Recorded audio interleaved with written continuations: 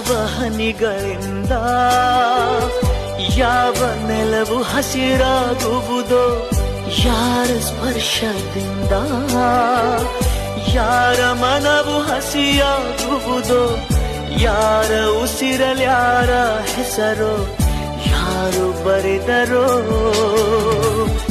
ಯಾವ ಪ್ರೀತಿ ಹೂವು ಯಾರ ಹೃದಯದಲ್ಲರಳುವುದೋ, ಯಾರ ಪ್ರೇಮ ಪೂಜೆಗೆ ಮುಡಿಪೋ ಯಾರು ಬಲ್ಲರೋ. ಮುಂಗಾರು ಮಳೆಯೇ ಏನು ನಿನ್ನ